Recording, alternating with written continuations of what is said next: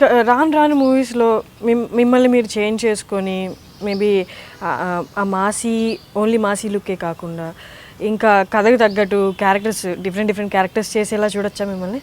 డెఫినెట్గా అండి. ఆల్రెడీ నేను ఒక సినిమా చేస్తాను, Telugu Tamil Malayalam 3 languages cinema.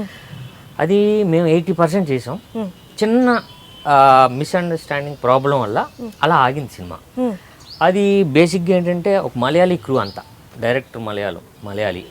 So cameraman మన ఇండియాలోనే one of the best cameramans, gangs of Wasseypur, తర్వాత దేవిడి, చాందినివర్, ఆ కెమెరామ్యాన్.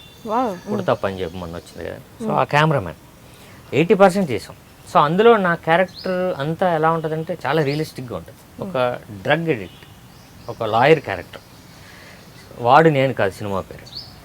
సో అది జరుగుతుంది అందులో. డిఫరెంట్ అసలు మన తెలుగు సినిమాలా ఉండదు అది.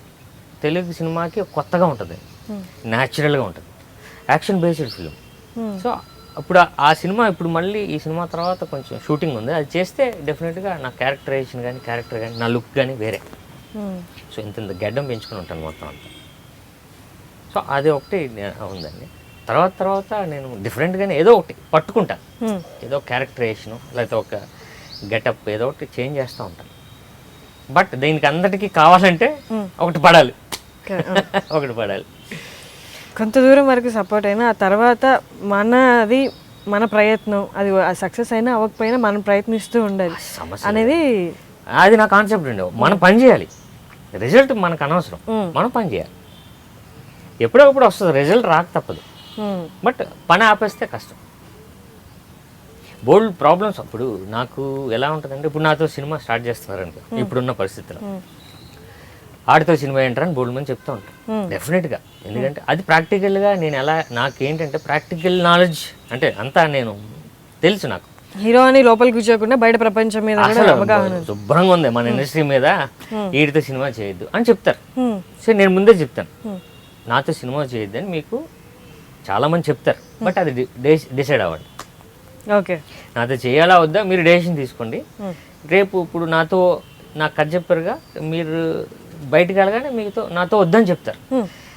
సో అది మీరు ప్రిపేర్ అయ్యి నా దగ్గర రండి, ప్రిపేర్ అయ్యి నాతో తీయండి సినిమా. హాఫ్ మైండెడ్గా వద్దు.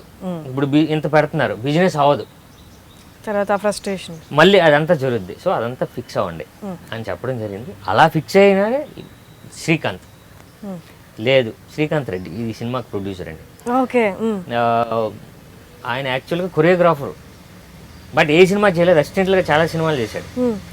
సో అలా కాదు, మంచి కథ విన్నాను, మంచి కథ పట్టుకొని ప్రొడ్యూస్ చేద్దాం అని డైరెక్టర్ని సుదర్శన్, ఇద్దరు ఫ్రెండ్స్, సుదర్శన్ దగ్గర కథలు విని ఈ కథ సెలెక్ట్ చేసుకొని ప్రీ ప్రొడక్షన్ బాగా చేసి 6-7 months చేయించాడు. సో ఈ సినిమాకి ఎవరైతే బాగుంటుంది అంటే సాయి అని ఇద్దరం అనుకొని, బిజినెస్ అవ్వదు ఓకే పక్కన పెడదాం, కథకి కరెక్ట్ అని ఆ ప్రొడ్యూసర్ కూడా నన్ను అప్రూవ్ చేయి. సో నేను ఇదంతా చెప్పడం జరిగింది. సో ఇది ప్రాబ్లం ఉంటుంది. సో దానికన్నిటికీ నువ్వు ఓకే అంటే ఓకే నేను ఓకే అన్నాడు. అలా జర్నీయే ఈ సినిమా. నేను రకం. అండ్ మల్టీ స్టారర్ ఫ్యూచర్లో ఏమైనా ప్లాన్స్ ఉన్నాయా? ఉంటాయి డెఫినెట్గా. నేను డేంజర్ అదే చేశాను. డేంజర్ నేను నరేష్ గారు చేశాను. లేదండి అది చాలా మంచిది. అదే ఆ క్యారెక్టర్ ఆసమ్ ఉంటుంది, రియలిస్టిక్గా ఉన్న పాజిటివ్ క్యారెక్టర్. చాలా ఆ క్యారెక్టర్ చాలా బాగుంటుంది. ఆడి మధ్యలో డబ్బులు వచ్చిన కుర్రాడు అంటే అలా ఉంటాడు. ఆయన కృష్ణవంశీ గారు నాకు ఫస్ట్ కథ చెప్పినప్పుడు, నీ క్యారెక్టర్ కార్తికేయ నాయుడు, ఈడు నాయుడు తీయుడు, కార్తికేయ నాయుడు మధ్యలో సిరి అంటే డబ్బులు వస్తుంది కదా, ఆ క్యారెక్టర్ ఇది.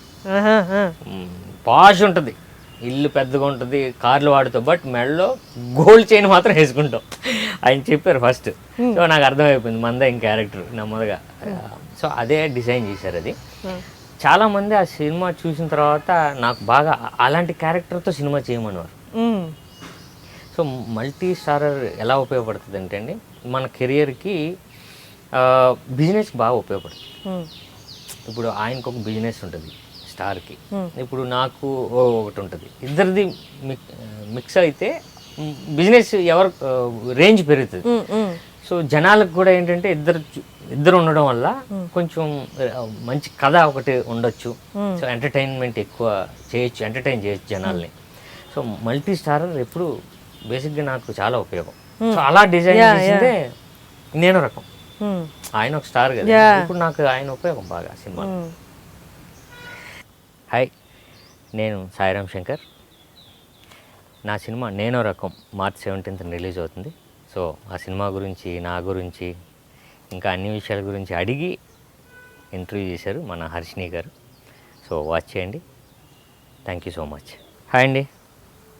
ఐ డ్రీమ్ మీడియాకి 700 మిలియన్ వ్యూస్ సో క్రాస్ అయింది. అంటే 700 మిలియన్స్ అంటే నాట్ ఏ జోక్.